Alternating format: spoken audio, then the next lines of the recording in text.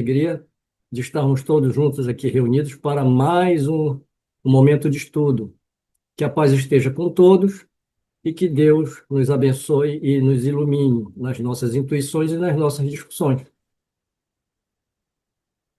Estamos na introdução, já vimos o primeiro, segundo, terceiro e quarto item. Então, hoje nós começaremos o item quinto. A temática desse item quinto é sobre o desenvolvimento da psicografia. No finalzinho, né, no finalzinho do item quarto, ele já está aqui praticamente fazendo uma ponte, né, para o item quinto, que ele fala que as condições que facultam esse poder se prendem a causas, ao mesmo tempo físicas e morais, ainda imperfeitamente conhecidas, porque se encontram médium de todas as idades, de ambos os sexos e em todos os graus de desenvolvimento intelectual. É, além disso, uma faculdade que se desenvolve pelo exercício. Então, como a gente havia comentado no final do estudo passado, então, quando ele fala sobre a faculdade que se desenvolve pelo exercício, ele não quer dizer que se desenvolve a mediunidade em quem não tem. Isso já ficou bem claro, né? Se desenvolve a faculdade em quem já tem, se aprimora. Então, no final desse item 4, ele praticamente abre para que a gente comece, então, a falar sobre a, a mediunidade.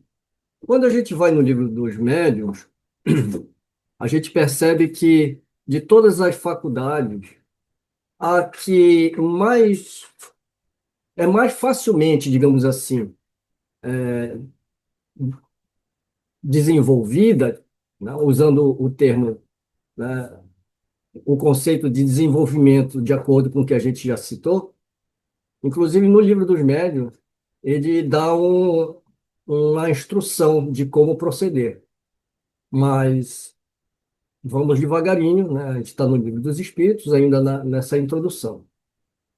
Então, finalmente, vamos entrar aqui no texto do item quinto.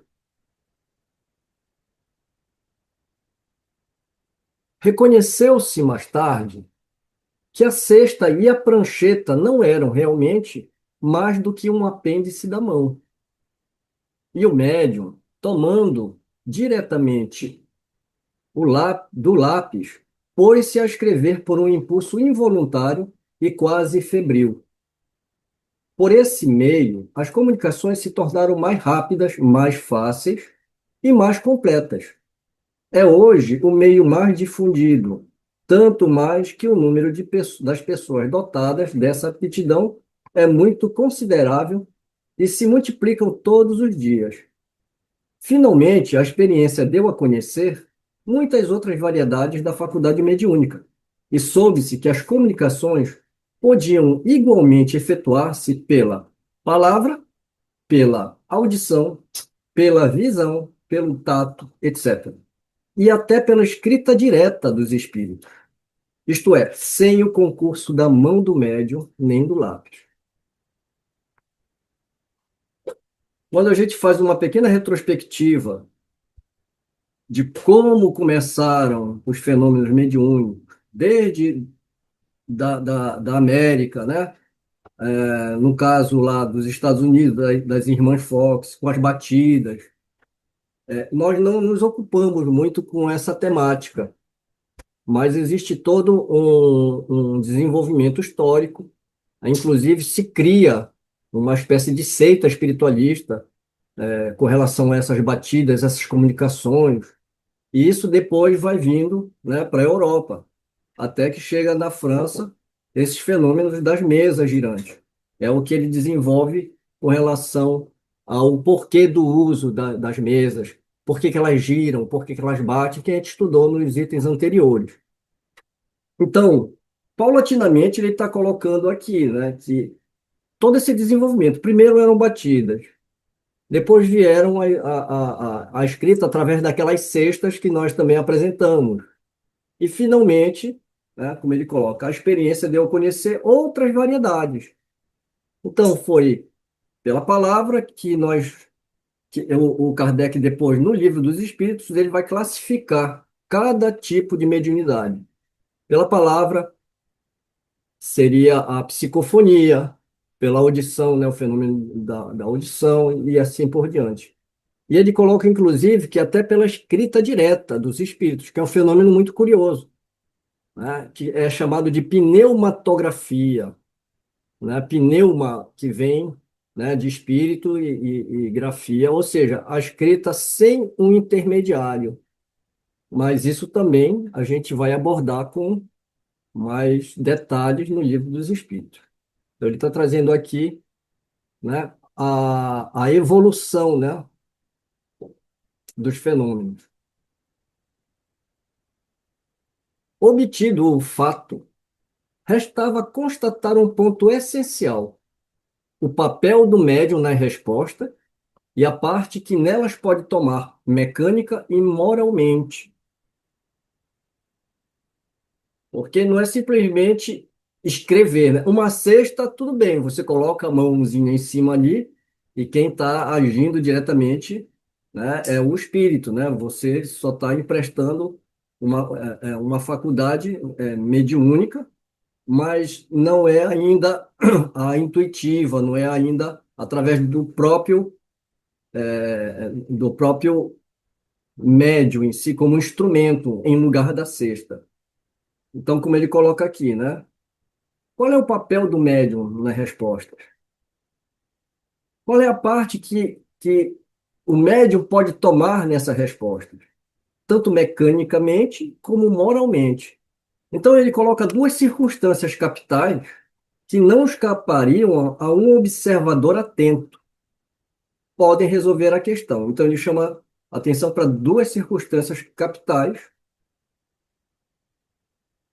que podem resolver essa questão. Então, nós colocamos aqui, né? A primeira é o modo pelo qual a cesta se move sob a influência pela simples imposição dos dedos sobre a borda. O exame demonstra a impossibilidade de um médium imprimir uma direção qualquer à cesta.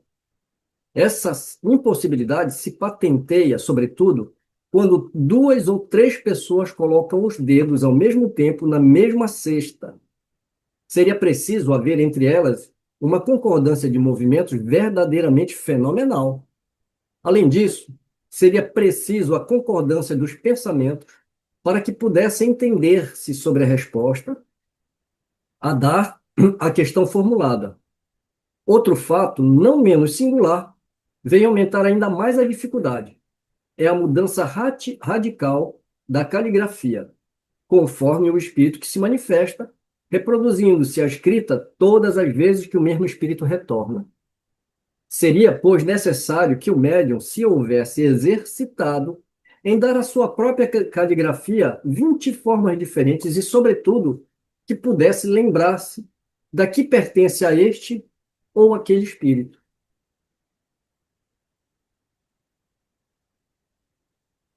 O Fernando, no estudo passado, ele levantou a questão, né, quando a gente estava falando da cesta, justamente, né, de você ter duas pessoas colocando a mão numa cesta. Primeiro, como ele coloca aqui, tem que combinar o que vai escrever. Segundo, já pensou fazer o movimento das letras? E terceiro, a caligrafia. Então, cada vez que o espírito vem, muda a caligrafia. Aí, quando você começa a ler isso com mais atenção, você vai ver que foi assim que Kardec fez as observações.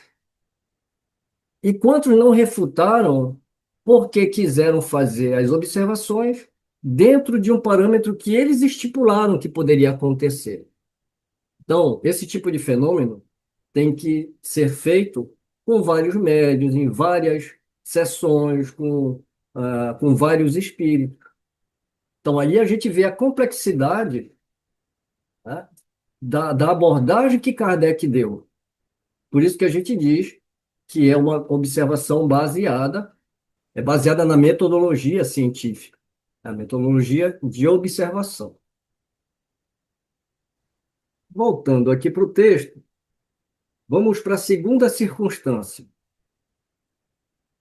A segunda circunstância resulta da própria natureza das respostas que, na maioria das vezes, sobretudo quando se trata das questões abstratas ou científicas, estão notoriamente fora dos conhecimentos e algumas vezes além do alcance intelectual do médium, que este, como geralmente sucede, não tem consciência do que escreve sob a influência do espírito, que frequentemente não entende ou não compreende a questão proposta, já que pode ser feita numa língua que lhe seja estranha ou mesmo formulada mentalmente, podendo a resposta ser dada nesse idioma. Enfim, muitas vezes acontece que a cesta escreva espontaneamente, sem que se haja feito pergunta alguma, sobre um assunto qualquer e inteiramente inesperado. Em alguns casos, essas respostas revelam tal cunho de sabedoria, de profundeza e de oportunidade, pensamentos tão elevados e tão sublimes, que não podem emanar senão de uma inteligência superior, impregnada da mais pura moralidade. De outras vezes, são tão levianas, tão frívolas, tão triviais mesmo, que a razão se recusa a acreditar que possam proceder da mesma fonte. Tal diversidade de linguagem não se pode explicar senão pela diversidade das inteligências que se manifestam. Essas inteligências estão na humanidade ou fora da humanidade. Este é o ponto a esclarecer e cuja explicação completa se encontrará nesta obra, tal como foi dada pelos próprios espíritos.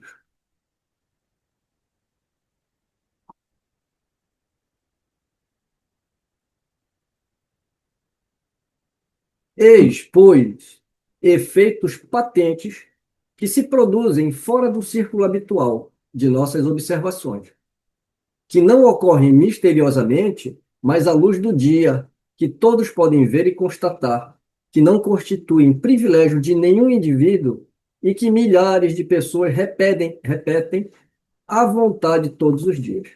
Esses efeitos têm necessariamente uma causa e, desde que revelam a ação de uma inteligência e de uma vontade, saem do domínio puramente físico.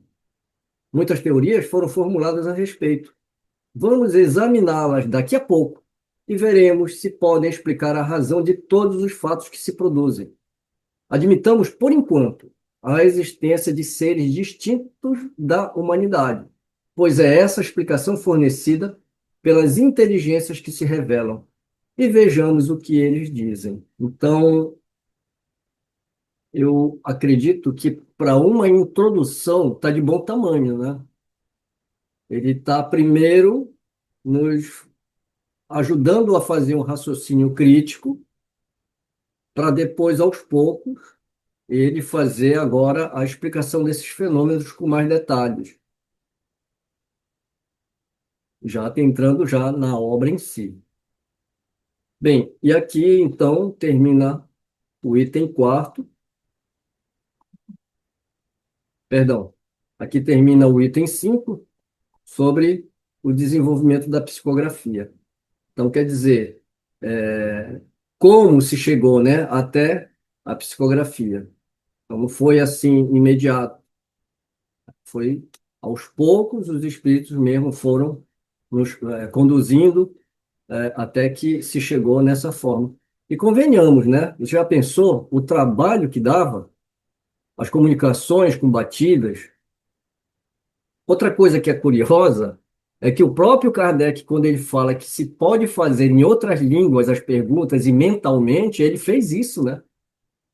Ele fez perguntas mentalmente em outras línguas, em alemão, e ele obteve resposta de uma profundidade que ele sabia que não era do intermediário, não era do médium esse conhecimento. E outra coisa, o próprio médium não sabia que ele estava pensando nessa pergunta, né? Então, uma experiência que ele fez e depois se comprovou. Vamos iniciar o item sexto, que é o resumo da doutrina dos espíritos. Como dissemos, os seres que assim se comunicam designaram-se a si mesmos pelo nome de espíritos ou gênios, e como tendo pertencido, alguns pelo menos, a homens que viveram na Terra. Isso daqui é uma coisa também que nos chama a atenção, como ele fala. Alguns, pelo menos, a homens que viveram na Terra. Eles constituem o mundo espiritual, como nós constituímos, durante a nossa vida, o mundo corpóreo.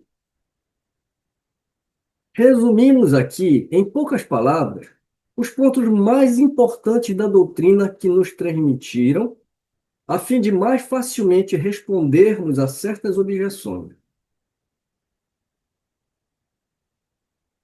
Eu vou ser redundante em repetir, né, que é o quanto é importante a gente ler essa introdução, porque aqui está o resumo, né, como ele coloca aqui, né, aqui está o resumo da doutrina dos espíritos. E ele vai, né, fazendo toda uma descrição. Então, se a gente ficar atento a esses conceitos, tem muitas questões que nós temos hoje que são propagadas no meio do estudo do espiritismo em alguns grupos, que às vezes trazem confusões de conceitos. A base está toda aqui. Eu diria que isso daqui seria um primeiro crivo, porque cada item desse aqui, ele é um resumo do que nós vamos estudar detalhadamente. Mesmo assim, Kardec, na introdução, ele faz questão de já trazer elementos para que a gente vá fixando. Porque, olha, eu vou ler aqui só o primeiro para a gente ter uma ideia.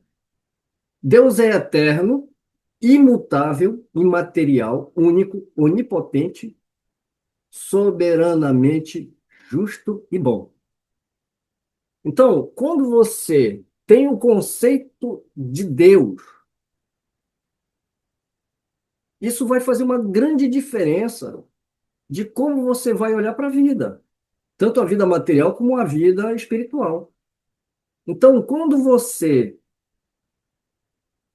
está passando por uma situação e você acredita que você está pagando um pecado, ou que você reencarnou numa situação ruim porque Deus está te castigando, esse conceito cai por terra aqui. Vocês concordam ou não?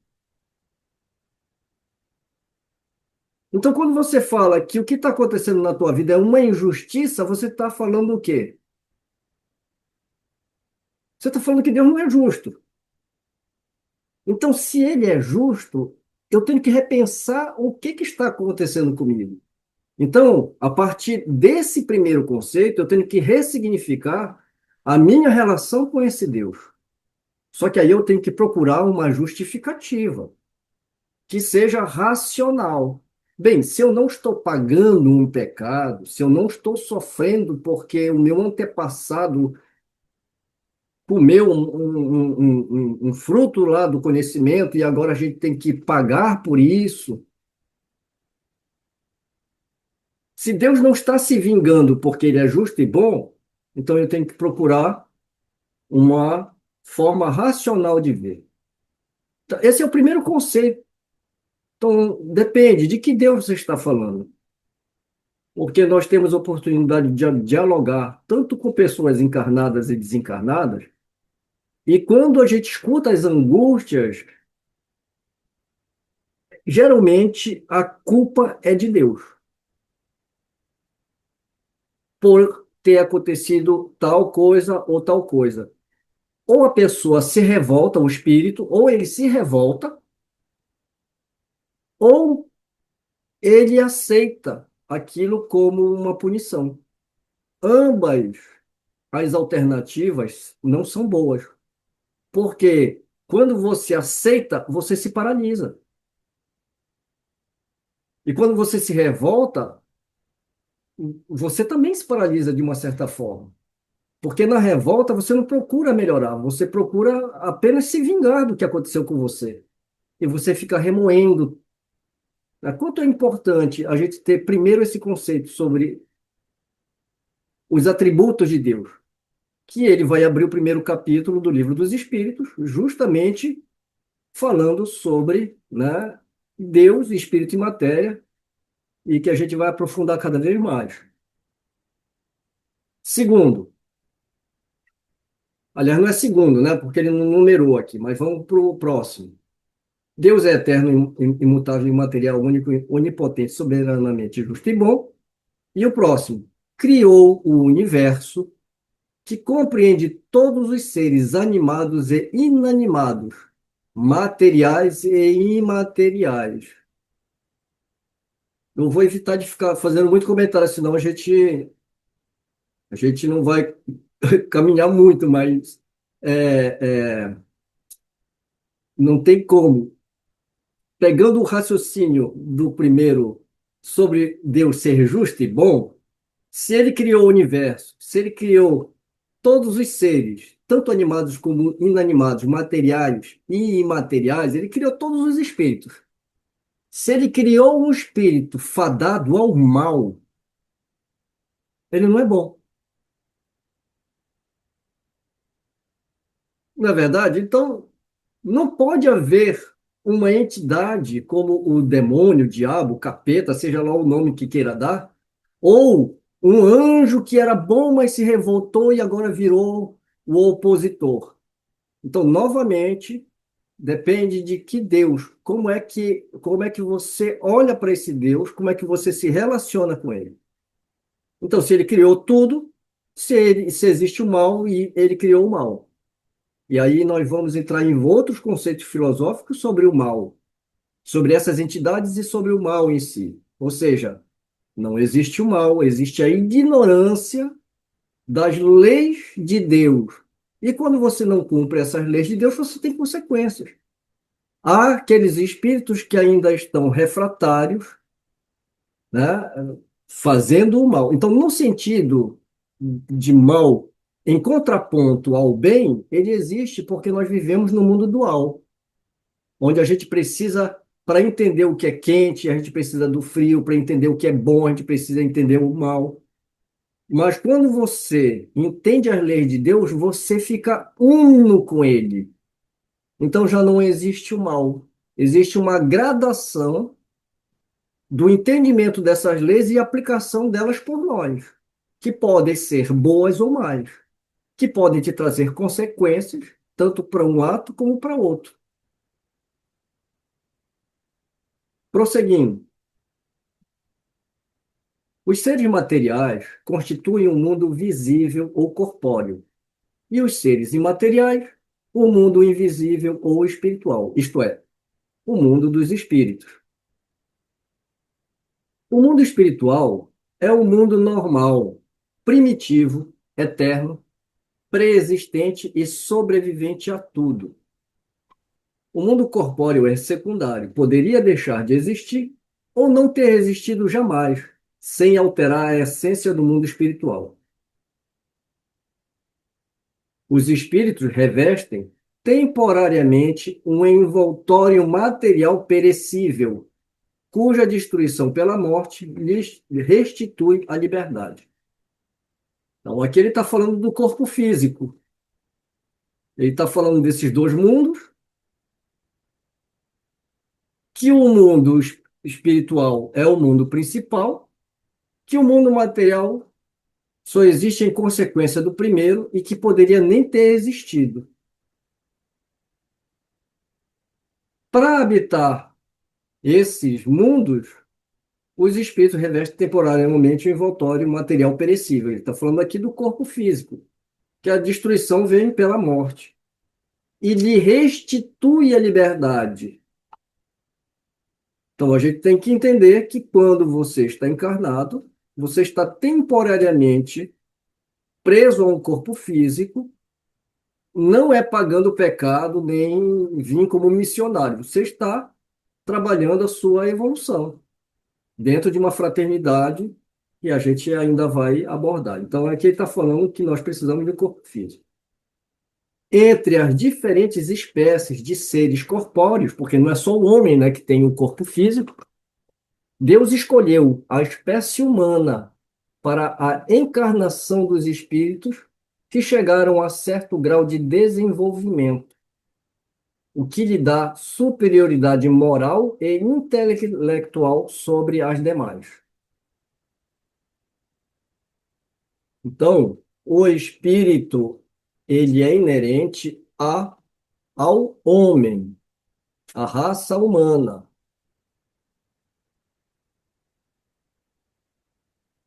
A alma é um espírito encarnado, sendo o corpo apenas o seu envoltório. A gente também já trabalhou com o conceito de alma, né? A alma é o espírito encarnado. Há no homem três coisas.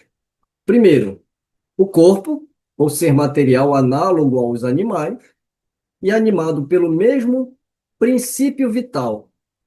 Ele já não usa fluido vital aqui, está trazendo o princípio vital. Segundo, a alma, ou ser imaterial, espírito encarnado no corpo. Terceiro, o laço que une a alma ao corpo, princípio intermediário entre matéria e o espírito. Ele está falando do perispírito. Então, o homem tem três coisas: corpo, corpo material, o espírito e um elo de ligação, que ele chama, que une, né, o espírito à matéria, que ele chama de perispírito. Tem assim o homem duas naturezas. Pelo corpo, ele participa da natureza dos animais, dos quais tem os instintos. Pela alma, participa da natureza dos espíritos. Então, nós trazemos todos os instintos dos animais. Preservação, é, um instinto de sobrevivência, o medo, todos esses instintos. A diferença no homem é justamente a moralização desses instintos através da alma, né? Porque a alma, né, ele participa, assim, da natureza dos espíritos. E aqui em cima eu me antecipei, né? Mas ele vai falar que o laço ou perispírito, aqui ele denomina, né? O perispírito, que une o corpo e o espírito, é uma espécie de envoltório semimaterial. A morte é a destruição do envoltório mais grosseiro, que seria o corpo. O espírito conserva o segundo, que constitui para ele um corpo etéreo, invisível para nós no estado normal, mas que se pode tornar acidentalmente visível e mesmo tangível, como sucede no fenômeno das aparições. Então, muitos espíritos podem, inclusive, se materializar, podem aparecer. Pessoas dotadas de algumas faculdades mediúnicas podem perceber esses espíritos através do seu perispírito, mas tudo isso aqui é cena dos próximos capítulos que a gente vai estudar mais adiante. Eu fiz uma anotaçãozinha bem aqui, porque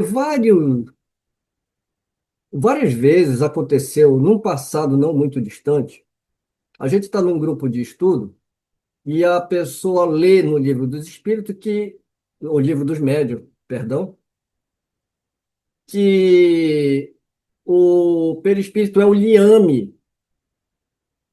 E foi uma confusão, mas a confusão se deu porque a pessoa não estava entendendo o que era liame.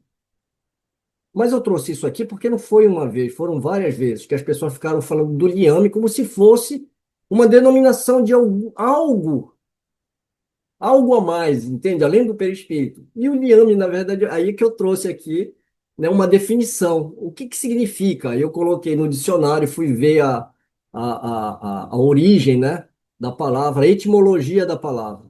Então, liame, a palavra liame tem origem no termo latino ligamen, que significa atadura ou faixa, deriva do verbo ligare, que significa unir ou atar. Portanto, liame refere-se a qualquer coisa que serve para unir ou prender como uma ligação ou vínculo. Então, aqui é só mesmo por causa das experiências passadas, eu já quero deixar anotadinho aqui que liame nada mais, nada menos é, é o elo de ligação, tá? Não é uma terminologia de Kardec, não é nada. É um elo de ligação. O espírito não é, deste modo, um ser abstrato, indefinido, que só o pensamento pode conceber. É um ser real, circunscrito, que em certos casos pode ser apreciado pelos sentidos, da visão, audição e do tato. É como a gente estava falando que mais, quando a gente entrar nos estudos, principalmente no livro dos espíritos, a gente vai ver como esses fenômenos eles se dão, né? Algumas pessoas podem perceber os espíritos através desses sentidos. Lógico que não são todas as pessoas, são médiums mais ostensivos que têm essas faculdades.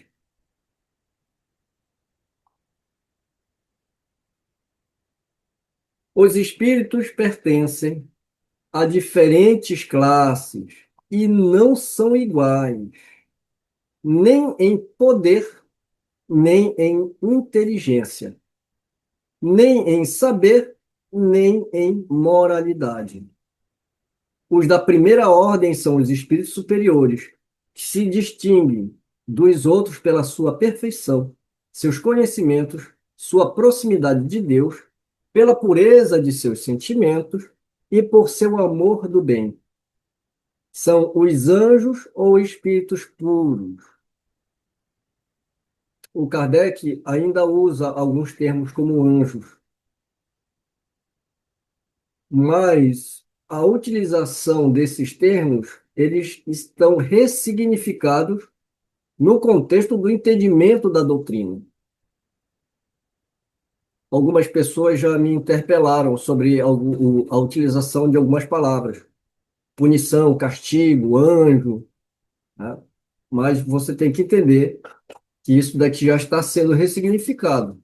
Ele está usando um termo para que todos compreendam, né? Por isso que ele não coloca somente anjos, né? Ele coloca anjos ou espíritos, né, Nilson? Você falou alguma coisa? Não, querido, eu estava concordando com o que tu estava falando. Talvez Ah, ele tá. tenha colocado os anjos aqui, né? Porque ele está dando uma introdução, né? A Introdução, um, exatamente. É. Ele vai a uma usar muitas concepção. terminologias, mas É, é diferente, né, do contexto que ele coloca aqui. Uma coisa também que é muito interessante quando você vai estudar um pouquinho mais aprofundado o Novo Testamento, e até fazendo o link até com o próprio Antigo Testamento, não tem como você estudar um sem estudar o outro. Muitos espíritas ainda não entenderam a importância de fazer o estudo de ambos os testamentos, né? Mas Jesus, ele está o tempo todo fazendo isso aqui. Ele está o tempo todo ressignificando. Ele ressignifica a cura no sábado, ele ressignifica o conceito de amor ao próximo, quem é meu próximo, né? Lavar as mãos. lavar as mãos. Por quê? Porque ele não vai violentar consciência. O trabalho de Kardec é exatamente fazer uma ressignificação. Porque e até uma forma inteligente, porque se você simplesmente fala, não, não tem mais castigo, não tem mais punição, e agora vocês vão ter que entender um termo novo que nós criamos. Então, ele utiliza daquele pensamento que se tinha com relação àquelas palavras e se ressignifica.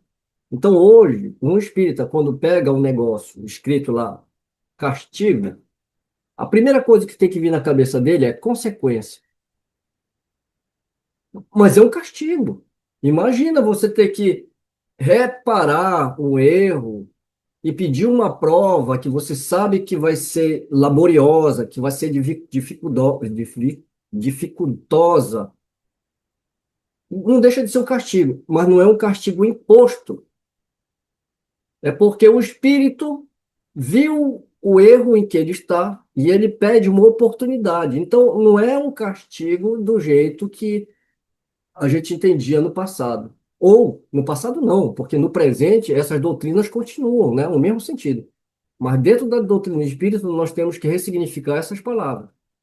Então, anjo, tudo bem, é o teu anjo da guarda. Quantas vezes as pessoas, quando a gente conversa, a gente fala mentor, fica um negócio assim, né? Então, fala, anjo da guarda, a pessoa entende instantaneamente. Mas você não vai falar dos dogmas da igreja, você vai falar do anjo com a visão da doutrina espírita. E aqui ele já coloca, né? Os espíritos pertencem a diferentes classes. E aqui ele está falando daqueles que já se depuraram. E aqui ele continua falando sobre as demais classes, né? As demais classes se distanciam cada vez mais dessa perfeição. O das classes inferiores são inclinadas à maioria das nossas paixões, o ódio, a inveja, o ciúme, o orgulho, etc. Comprazem-se no mal. Entre eles, há os que não são nem muito bons nem muito maus, antes trapalhões e inconvenientes do que perversos. A malícia e as inconsequências parecem as suas principais características. São os espíritos estouvados ou levianos. Bem, Kardec também teve o pudor de não colocar também aqui o demônio, né? Né? Mas, então, é exatamente isso. Ele vai estar refazendo, ressignificando esse conceito de quem são esses espíritos. Porque para um pensamento dogmático, ou é tudo de Deus ou é tudo do demônio. Né? E aqui ele fala, não, é a humanidade, encarnada e desencarnada. Esses espíritos puros, por isso que eu me dei o trabalho até de falar, que às vezes eles não estão, eles já estão tão distantes de uma vivência aqui na nossa humanidade, porque eles já se depuraram. Então, os espíritos, né, dessas ordens, a gente tem que primeiro saber quais são as ordens de espírito. Então, nem todo espírito que se comunica é mau, mas nem todos são bons.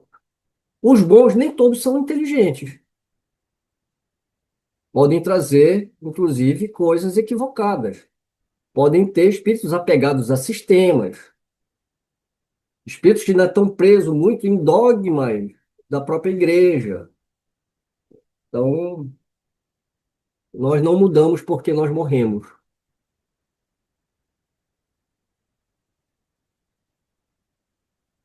Os espíritos não ocupam eternamente a mesma ordem.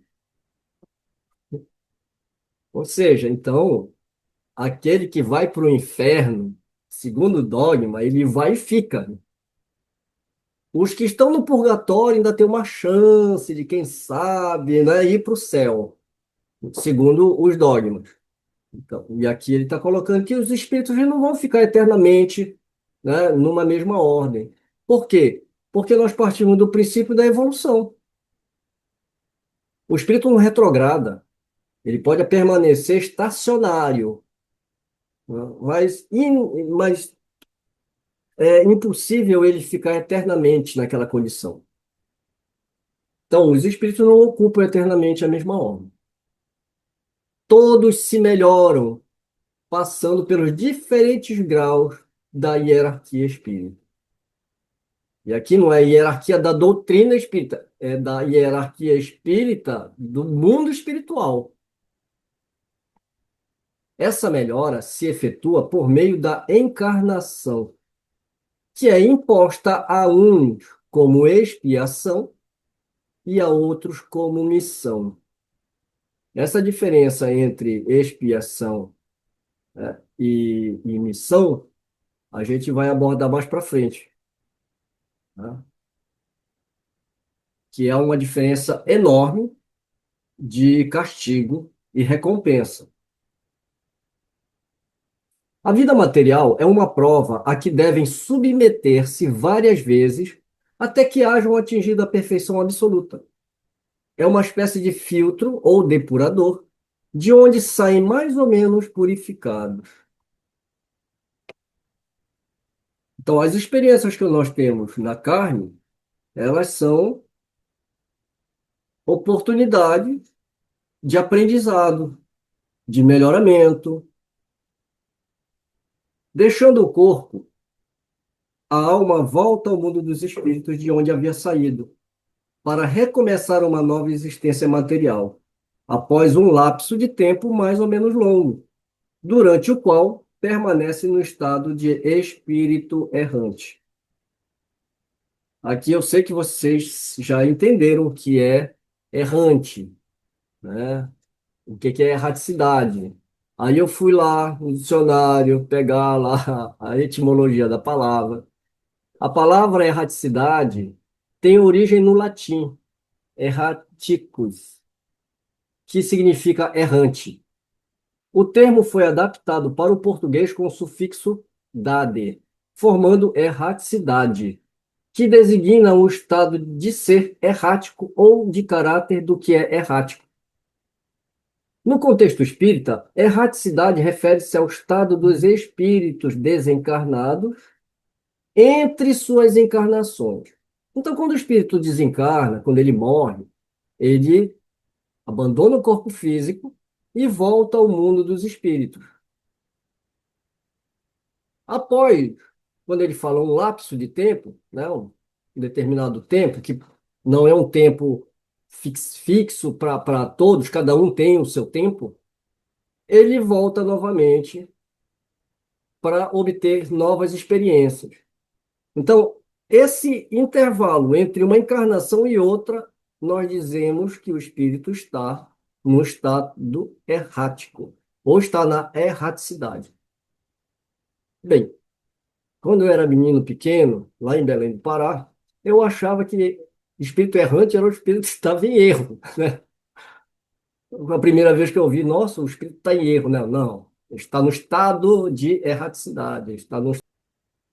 Tendo o espírito que passar por muitas encarnações, conclui-se que todos nós tivemos muitas existências e que teremos ainda outras mais ou menos aperfeiçoadas, quer na Terra, quer em outros mundos.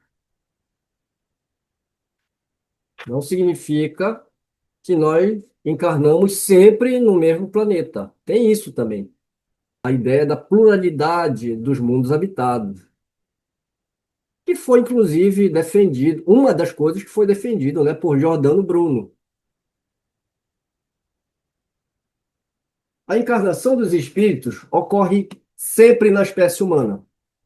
Seria erro acreditar-se que a alma ou o espírito possa encarnar no corpo de um animal. Então, mais uma vez, ele está trazendo um resumo da doutrina, porque quando você fala de encarnação, a encarnação não é um conceito espírita, ele é um conceito que outras vertentes espiritualistas é admitido também. A igreja não admite, né, a reencarnação, mas, quer dizer, não admite teoricamente, né? E você vê muita gente que se diz religioso que acredita em reencarnação. Mas você tem, por exemplo, no hinduísmo, você tem no budismo, a crença de que o espírito ele pode reencarnar no corpo de um animal até mesmo por causa dos atos equivocados que ele fez na Terra, como uma espécie de castigo, né?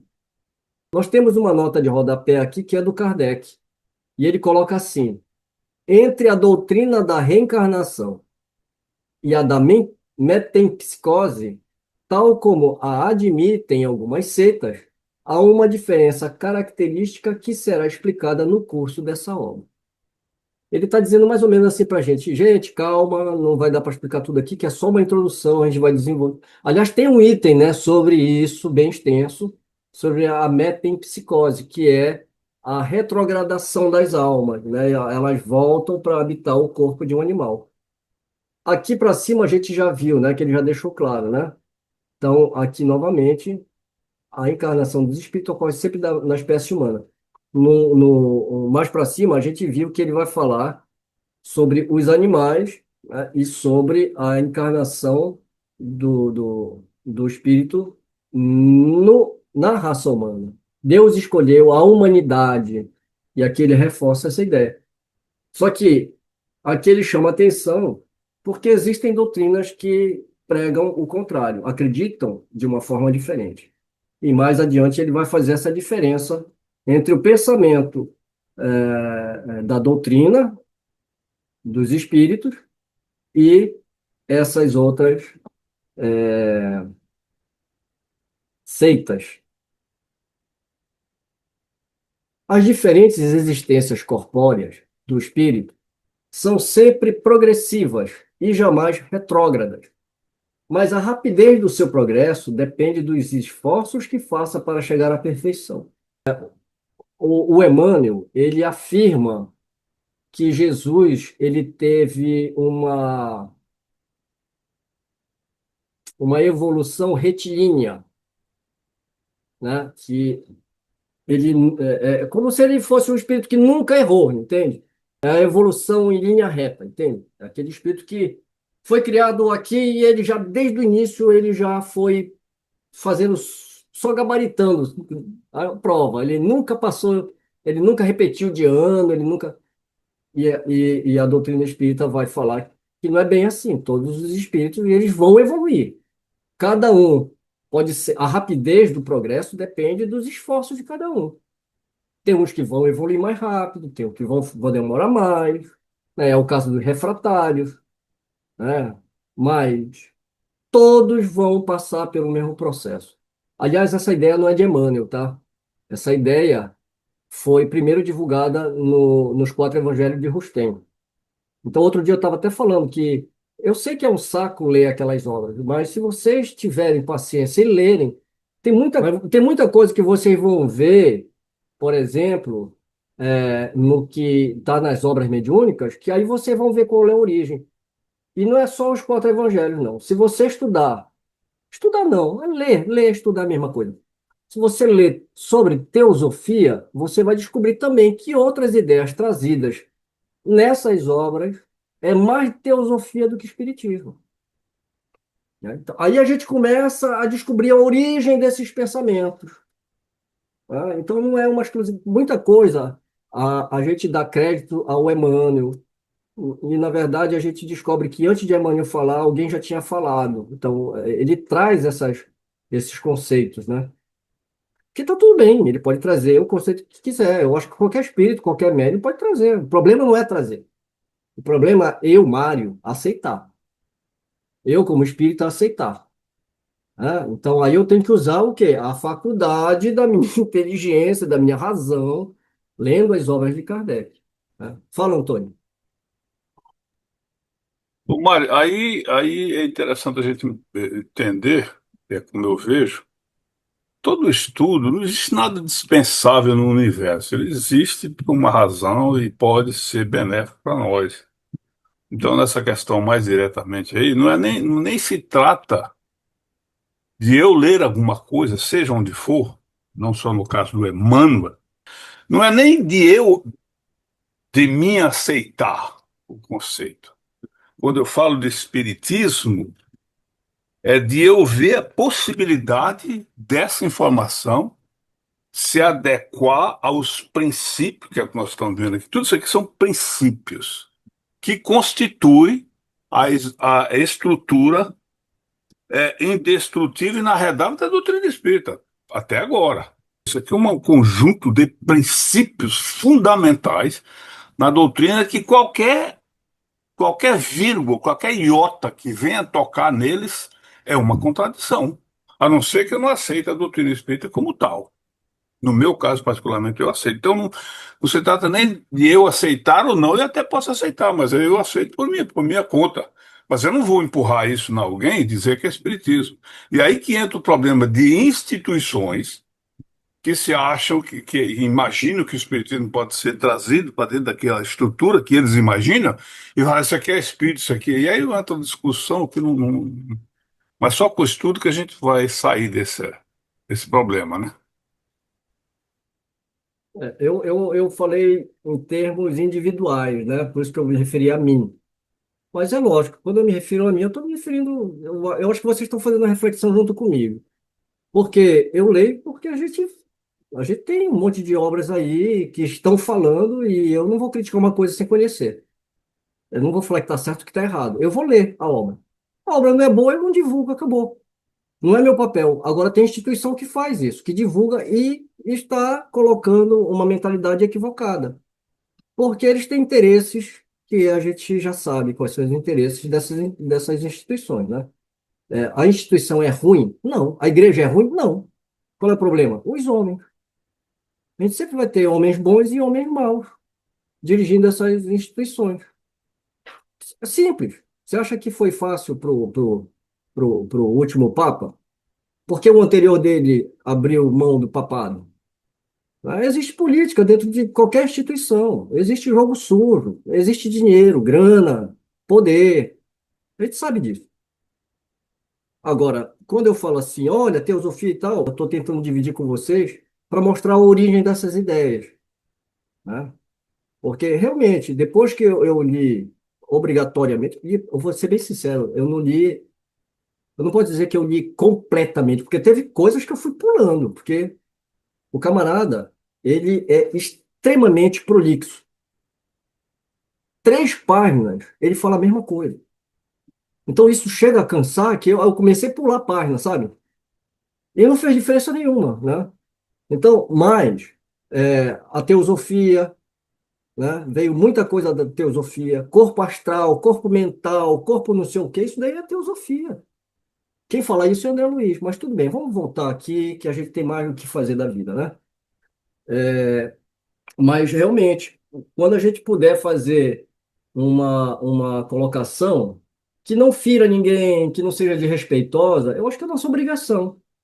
Uma pessoa que está lendo isso aqui, vendo um estudo desse aqui, e ela já tenha se deparado com uma obra, e ela veja a nossa reflexão, tomara que ela reflita junto com a gente. Eu não tenho intenção de salvar o mundo, nem de mudar a cabeça de ninguém, mas o que a gente pode, a gente tenta, né? A gente tenta, e está tudo certo. Voltando aqui para o texto, vamos continuar mais um pouquinho aqui. As qualidades da alma são as do espírito que está encarnado em nós. Assim, o homem de bem é a encarnação de um espírito bom, e o homem perverso, a de um espírito impuro. A alma tinha sua individualidade antes de encarnar, e a conserva depois que se separa do corpo. É é uma outra coisa também interessante, né? Que as nossas encarnações, elas são solidárias entre si. Então, a gente não pode analisar uma coisa que está acontecendo nesta vida sem pensar em outra vida. Agora, depende de como a gente faz isso, né? Porque esse negócio de adivinhar quem eu fui no passado, porque geralmente quando a pessoa vai querer ver quem é no passado, tem gente que acha que foi Kardec, né? Tem gente que acha que foi até Jesus. Ninguém acha que foi o copeiro lá da rainha que foi executado, né? A gente sempre acha que ele foi os melhores personagens. Ou ao contrário, né? Ah, eu tô nessa vida porque na vez passada eu colei chiclete da cruz. Não é disso que Kardec está tratando. Ele está tratando de uma individualidade. Você sabe onde que é muito bem retratado? Isso é no capítulo 5º do Evangelho segundo o Espiritismo, que é justamente o Sermão do Monte ali, né? Que ele vai falar sobre a primeira bem-aventurança, que é bem-aventurados os aflitos. Causas atuais das aflições. Nem tudo é do passado. Às vezes as causas são atuais, são consequências do que a gente está fazendo hoje. Ah, não, mas eu não fiz nada. Por exemplo, uma criança que nasce em tenra idade com uma doença, por exemplo. Causas anteriores, é disso que eu estou falando, sobre a solidariedade dessas encarnações, né? Então, causas anteriores. E aí o capítulo todo vai se desenvolver sobre esse raciocínio, né? Através de uma lógica das encarnações, inclusive mostrando que a encarnação é um dos princípios da justiça e do amor de Deus. É, Mário, ah, é importante a gente perceber que quando Kardec fala em individualidade, e tu falasse assim, ah, eu gostaria de saber se eu fui isso, fui aquilo, quem eu fui em outras existências, é como se nós, encarnados, estivéssemos sempre ligados a personalidades anteriores. Então, a importância de distinguir quando Kardec fala que a alma não, ele fala em individualidade. né? Então, eu penso que quando nós retornamos ao plano espiritual, a nossa individualidade tem que ser sempre muito. Retomamos uma individualidade em que as personalidades elas vão se apagando aos poucos e podemos ficar apenas com a última quando ainda estamos muito ligados a ela. Mas conforme a gente vai ficando mais tempo na erraticidade, essa personalidade vai se diluindo também. E nós retomamos um conjunto que são as individuais, né, a nossa individualidade em si. E isso é tão importante da gente pensar, porque quando Kardec fala, né, que a gente encarna como expiação ou como uma missão, no sentido de que, como individualidade, nós percebemos a necessidade de passar por aquela situação ou por uma missão que precisamos continuar desempenhando. É uma visão mais ampla, mais geral, né? Que a gente tem que ter essa compreensão como espíritas, né? E é super importante, para mim é muito importante isso. Porque essa função de tu estar no meio espírita e perguntar se é que eu fui isso, foi aquilo, é tão acanhado, tão acanhado o pensamento, né? Espiritual. Tacanho, né? Pensamento tacanho. É como você falou, é muito tacanho essa ideia da gente ficar discutindo quem o que que foi, o que que deixou de ser. A gente tem que entender exatamente isso. No item anterior, ele vai falar que as qualidades da alma, que aí corrobora com o que você acabou de colocar. As qualidades da alma são as do espírito que está encarnado em nós. Ele está falando da individualidade, né? As qualidades estão na alma. Assim, o homem de bem é a encarnação de um espírito bom, e o homem perverso é de um homem impuro, de um homem mau. Mau no sentido que a gente ressignificou, né? Então, separar uma coisa da outra. E é isso que a doutrina espírita traz para a gente. Esse entendimento de ser, né, e estar, né? Eu não sou fulano, eu estou fulano. Entender-nos como um espírito, né?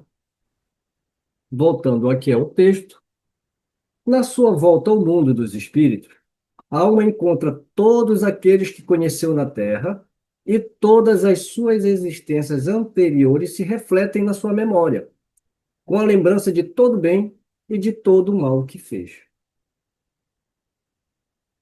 O espírito encarnado se acha sob a influência da matéria.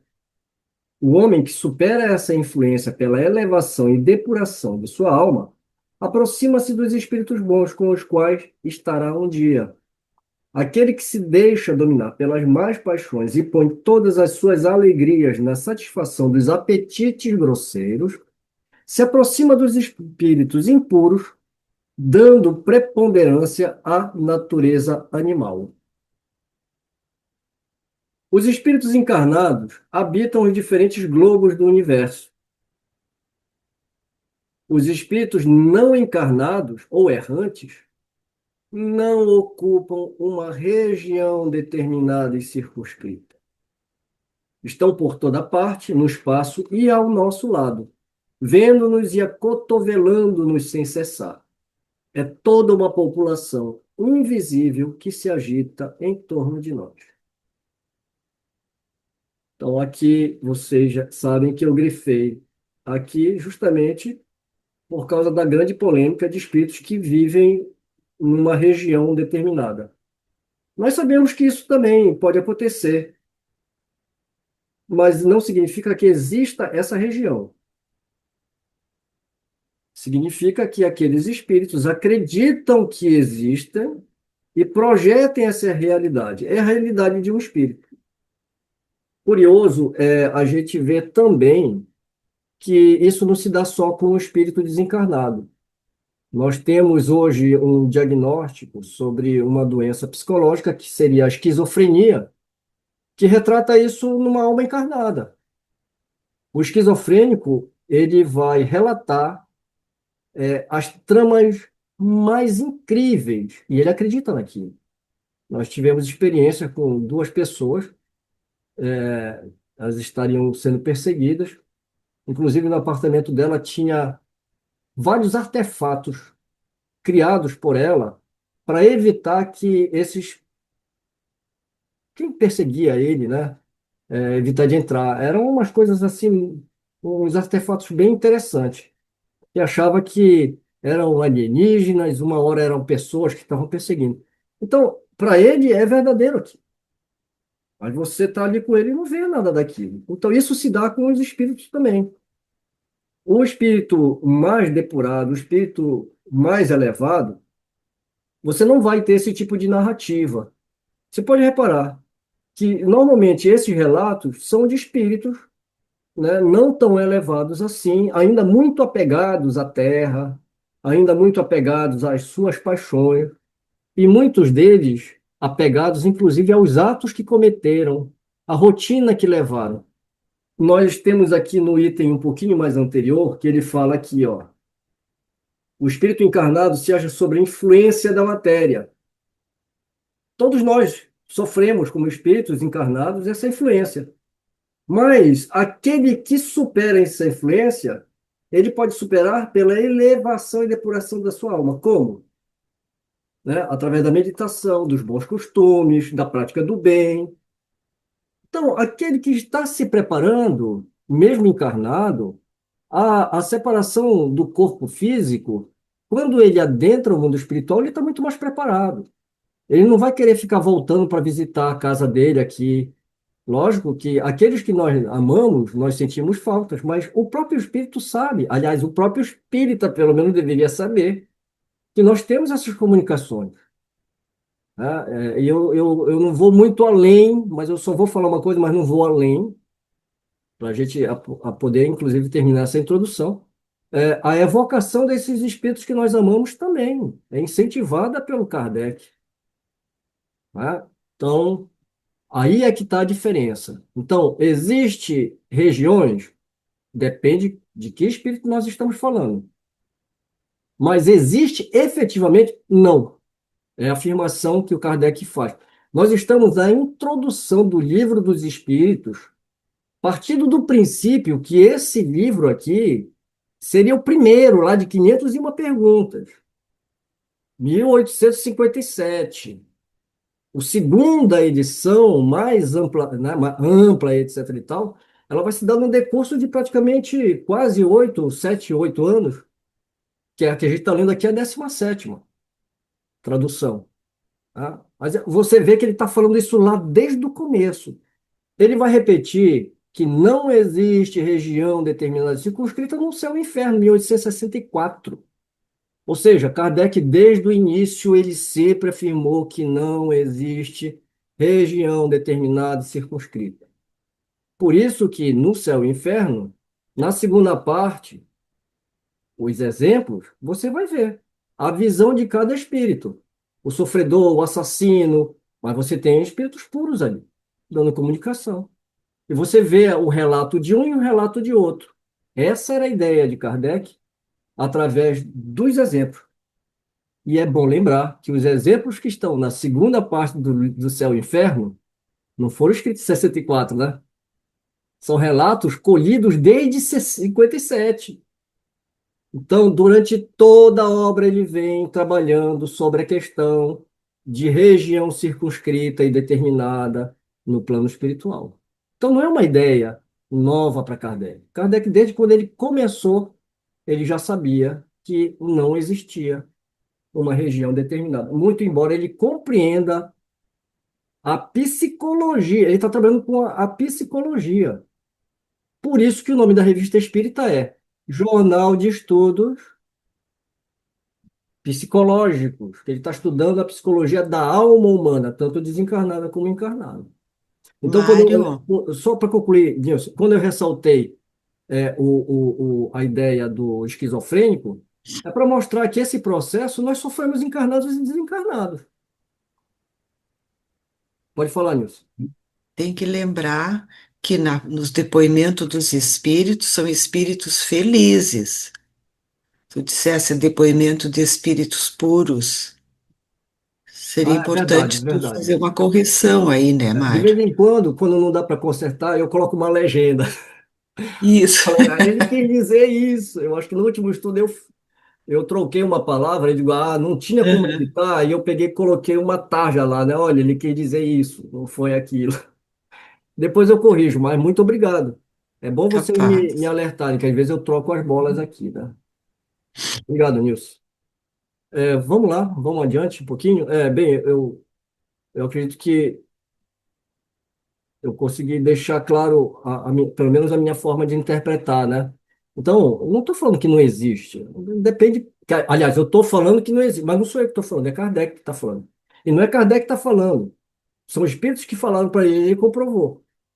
Então, aqui a gente só está repassando o entendimento que a gente tem dentro dessa doutrina, né? Os espíritos exercem sobre o mundo moral e mesmo sobre o mundo físico uma ação incessante. Agem sobre a matéria e sobre o pensamento e constituem uma das potências da natureza, causa eficiente de uma multidão de fenômenos até agora não explicados ou mal explicados e que não encontram solução racional senão no espiritismo.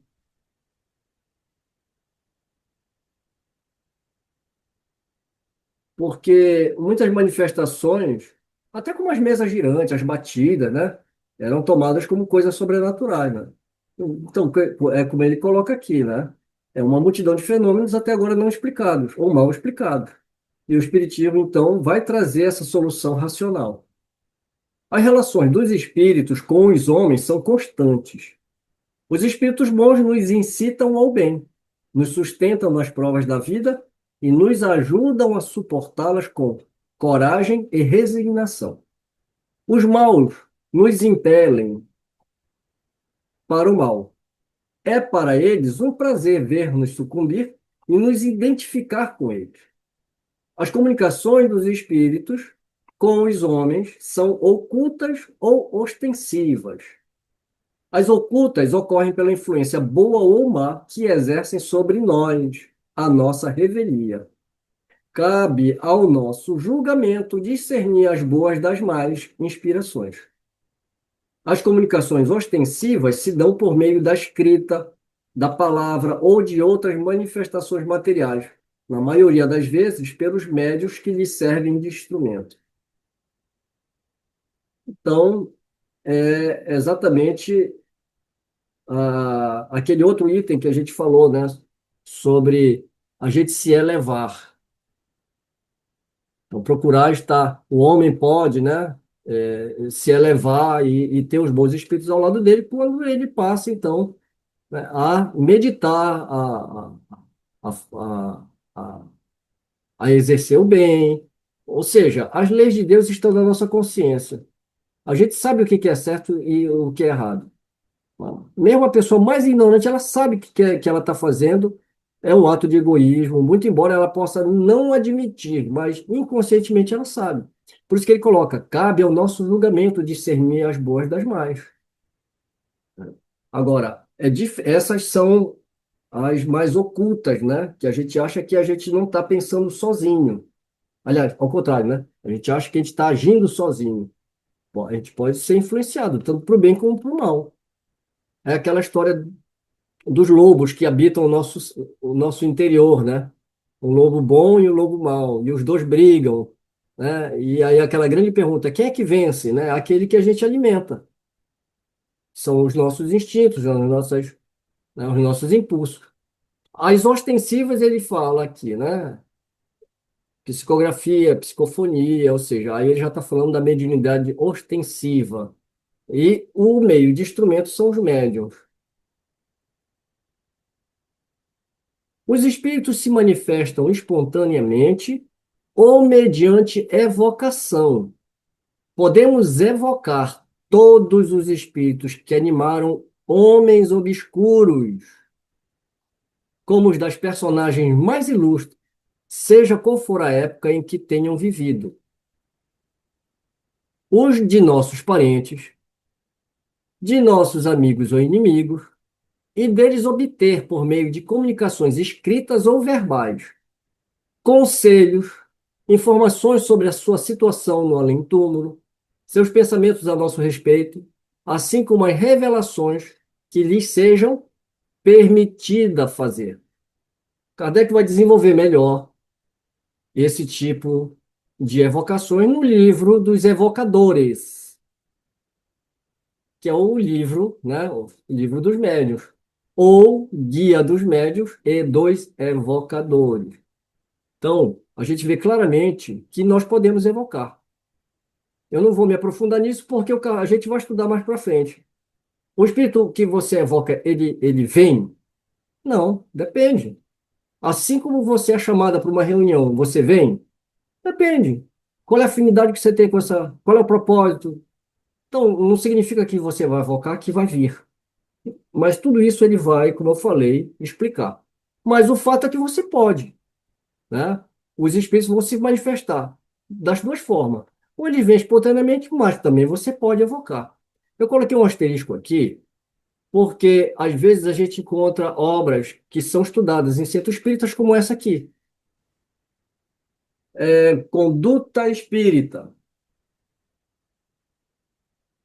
É ditado pelo espírito André Luiz sob a supervisão do Emmanuel.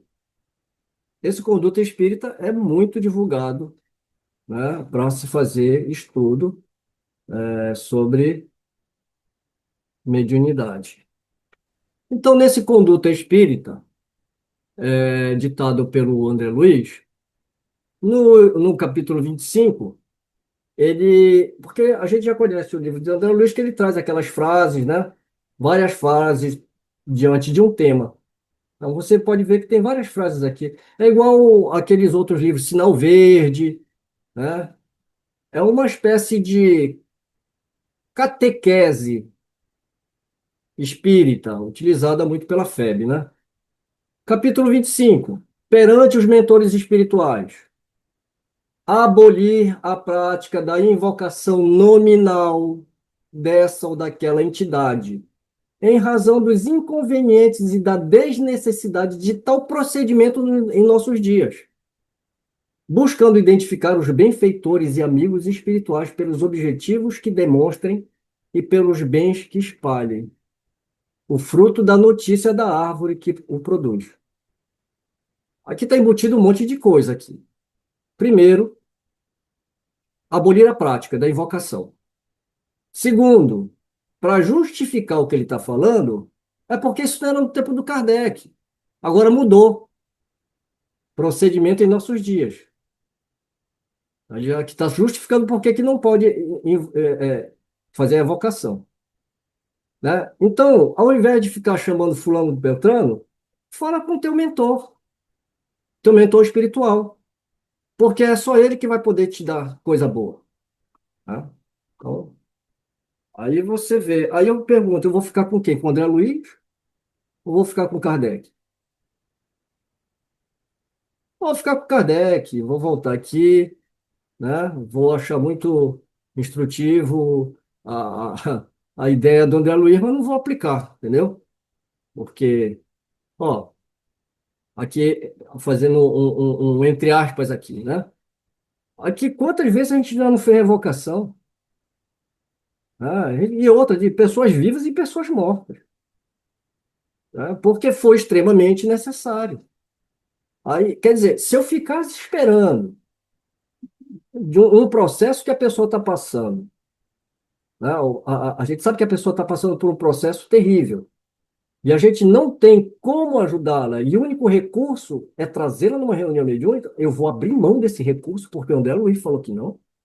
Ah, pelo amor de Deus, né? Então, enfim. Ó, e mais uma coisa, né? Para a gente refletir aqui. Você sabe que, às vezes, eu fico pensando qual é a qualidade das reuniões mediúnicas que estão fazendo nas casas espíritas. Sabe por quê? Porque a gente chegou nas conclusões que a gente chegou, o nosso grupo aqui, por causa do trabalho mediúnico que a gente faz. Eu não estou falando que a gente é melhor, eu só estou falando que o que nós observamos, o diálogo com esses espíritos, não bate com nada com o que esses caras falam. Né? Então, por exemplo, a primeira coisa é a evocação. Tá? A segunda Uma das primeiras coisas que nos impactaram, que foi assim, foi logo no início das nossas mudanças, quando a gente falou, não, vou parar de estudar isso aqui, vou para Kardec, foi por causa do suicida. Eu, Mário, falava no púlpito, fulano vai viver 40 anos, morreu com 20 por suicídio, vai ficar 20 anos lá no umbral. Aí eu já contei isso, né? Um belo dia, uma pessoa desencarna aqui, a gente atende 3, 4 dias depois. E aí a gente questiona a espiritualidade sobre a situação dele. E ele teve um merecimento, porque no momento do ato ele se arrepende, mas não tinha como voltar. Você acredita que até isso contou como um atenuante? O arrependimento tardio ainda serve. Aí quer dizer, aí eu falei, não, então, ou esse espírito está doido, ou a gente está inventando. Aí veio outro, aí começou a vir em casa. Eu falei, não, para, né? Por isso que eu falo, será que esse pessoal está fazendo reunião mediúnica? Por isso que não pode evocar. Quem que você tem que evocar? Só o mentor. Por quê? Porque o mentor vai continuar te instruindo. Aí eu vou um pouquinho mais longe e já volto, tá? Porque já passou do horário. Falta mais um pouquinho para a gente terminar. Mas aí eu vou um pouquinho mais longe, como eu estava falando. Para mim, a intenção desses espíritos, eles são refratários. Qual era o objetivo da reunião, a principal objetividade da reunião mediúnica para Kardec? Instrução. Então, quer dizer, se você não se instrui mais, paralisou. Se você tem agora um sincretismo dentro do espiritismo com os dogmas da igreja, os refratários encarnados estão lá na instituição. E os desencarnados estão como mentores. É André Luiz para cá, é Emmanuel para lá. Né? Então, a gente tem que ter muito, muito cuidado. Fala, Cris. Colegas, um bom dia e uma boa noite para vocês. Obviamente que o Kardec, quando fazia o seu trabalho, as suas invocações, era de instrução e também um exercício, né, de racionalidade, né, porque existiam espíritos que vinham e comentavam coisas, o Kardec analisava essas mensagens, né? Então, disso, o que que é? É instruir através da racionalidade, porque não eram somente espíritos elevados que se comunicavam, né? Era isso que eu gostaria de colocar, queridos. Muito bom. Aliás, né, Cris, o próprio Zéfiro, né, que era um espírito familiar de Kardec, Exato, ele fala, ó, o cara é brincalhão. exato, Nem o Zéfiro o Kardec levou a sério. E a gente leva a sério o cara que fala um monte de bobagem aqui, né? Quer dizer, não é bobagem. Ele exatamente. fala o pensamento dele. O bobo é você que aceita sem racionalizar. E isso, Mário e colegas, vai servir para nós em todos os momentos, né? Falando com encarnados ou conversando com Sim, desencarnados. As pessoas têm o direito de falar, elas não têm o direito de ofender, né? Mas de falar elas têm. E aí a gente vai para o debate de ideias. E eu acredito que era isso que o Kardec fazia. E ele fez com maestria, né? Ele não negou a ninguém a oportunidade de fala, né? A menos que essa pessoa não tivesse o comportamento adequado ao ambiente, né? Mas ele ouviu e ele rebateu, ele aceitou, ele analisou, ele racionalizou. E isso é importante para nós, muito importante. Obrigada, queridos. eu que agradeço. O Rustem, por exemplo, né, a gente já fez esse exercício. O Rustem escreveu por uma única médium vários espíritos. Ele editou os livros. Kardec, aí ele falou na Revista Espírita, né? Ele falou, olha, essa obra podia ser, não tem nada de demais. Essa obra, inclusive, ela bate com os princípios da doutrina espírita, num ponto. Agora, sobre essas outras ideias, só o tempo vai falar. E ele se cala. Calou a boca. Por quê? Porque ele sabe que não passou pelo controle, ele sabe que não era para dar importância. Aí, na Gênese, ele vai se manifestar sobre a principal ideia, que era o corpo de Jesus. Ele coloca lá, depois retira da adulteração. Aí eu pergunto, será que essas obras que estão espalhadas aí, o que Kardec falaria, né? Não falaria nada. Ele falava, olha, pensamento legal. Nossa, que romance bonito. Só, acabou, né? Então, a gente só tem que fazer o filtro aqui, né? Então, eu trouxe uma obra só, né? Eu fiz uma pesquisa aqui, tem um monte de obras aqui, né? Eu trouxe essa obra só para a gente só ver um trechinho aqui, mas tem muitas ideias a respeito do mesmo tema em várias obras desse espírito, do Emmanuel e do André Luiz. Os espíritos são atraídos em razão da sua simpatia pela natureza moral do meio que os evoca. Os espíritos superiores se comprazem nas reuniões sérias, onde predominam o amor do bem e o desejo sincero de instruir-se e melhorar-se. A presença deles afasta os espíritos inferiores que, ao contrário, encontrariam livre acesso e podem agir com toda liberdade entre pessoas frívolas ou guiadas apenas pela curiosidade, e por toda parte, onde encontrem maus instintos. Longe de se obterem bons conselhos ou ensinamentos úteis, deles só devem esperar futilidades, mentiras, gracejos de mau gosto ou mistificações, pois muitas vezes tomam nomes venerados a fim de melhor induzir o erro. Então, aqui o problema não é o espírito. O problema é qual é o caráter da reunião e das pessoas, porque a gente vai atrair tanto um como o outro. Distinguir os espíritos bons dos maus é extremamente fácil. A linguagem dos espíritos superiores é constantemente digna, nobre, marcada pela mais alta moralidade, isenta de qualquer paixão inferior. Seus conselhos revelam a mais pura sabedoria e têm sempre por objetivo o nosso melhoramento e o bem da humanidade. A dos espíritos inferiores, ao contrário, é inconsequente, muitas vezes trivial e mesmo grosseira. Se por vezes dizem coisas boas e verdadeiras, em muitas outras dizem falsidades e absurdos, por malícia ou ignorância. Zombam da credulidade e se divertem às custas dos que os interrogam, lisonjeando-lhes a vaidade e embalando-lhe os desejos com falsas esperanças. Em resumo, as comunicações sérias, na total acepção do termo, só são dadas nos centros sérios, naqueles cujos membros estão unidos por uma íntima comunhão de pensamentos, tendo em vista o bem. E o Kardec sempre bateu nessa tecla no livro dos médiuns.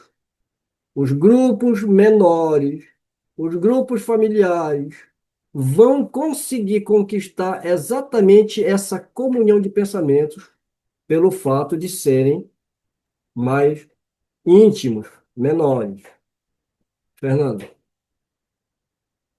Tudo isso me faz lembrar que, da Revista Espírita, Kardec evocava o espírito do próprio funeral, sempre com o objetivo de mais conhecimento, para saber como que a personalidade enfrentou a desencarnação. É interessante isso. Tem muitos artigos, né, na Revista Espírita. Aliás, inclusive com membros da sociedade, né? Combinaram até esse momento, né? A moral dos espíritos superiores se resume, como a do Cristo, nesta máxima evangélica: fazer aos outros o que quereríamos que os outros nos fizessem, isto é, fazer o bem e não o mal. O homem encontra nesse princípio a regra universal de conduta, mesmo para as suas menores ações. Eles nos ensinam que o egoísmo, o orgulho, a sensualidade são paixões que nos aproximam da natureza animal, prendendo-nos à matéria. Que o homem que, desde este mundo, se desliga da matéria pelo desprezo das futilidades mundanas e pelo amor ao próximo, aproxima-se da natureza espiritual, que cada um de nós deve tornar-se útil, segundo as faculdades e os meios que Deus nos colocou nas mãos para nos provar que o forte e o poderoso devem apoio e proteção ao fraco, porque aquele que abusa da sua força e do seu poder para oprimir o seu semelhante transgride a lei de Deus. Ensinam, finalmente, que no mundo dos espíritos, nada podendo estar oculto, o hipócrita será desmascarado e todas as suas torpezas descobertas. Que a presença inevitável de todos os instantes daqueles para com quem agimos mal é um dos castigos que nos estão reservados. Lembra da palavra castigo? Né? Então, por quê? Consequência dos nossos atos. Que ao estado de inferioridade e de superioridade dos espíritos correspondem penas e gozos que nos são desconhecidos na Terra. Mas eles também nos ensinam que não há faltas irremissíveis, que a expiação não possa apagar. Aqui a doutrina das penas eternas, né, que ele está se referindo, né, que não existe nenhuma falta irremissível. O homem encontra o meio de consegui-lo nas diferentes existências que lhe permitem avançar, conforme seu desejo e seus esforços, na senda do progresso, rumo à perfeição, que é o seu objetivo final. E aí, meus amigos, minhas amigas, Kardec diz para nós que este é o resumo da doutrina espírita, como resulta dos ensinamentos dados pelos espíritos superiores. E aí, vejamos agora as objeções que se lhe opõem. Cena dos próximos capítulos, fica para o nosso próximo estudo, né? Esse próximo item, que é o item 7, né? Tão claro, né? Essa introdução que é muito claro, né? Então, uma introdução maravilhosa para o estudo do Livro dos Espíritos mesmo. Um beijo no coração de todos, muita paz. Tchau, boa noite. Deus Boa noite. abençoe.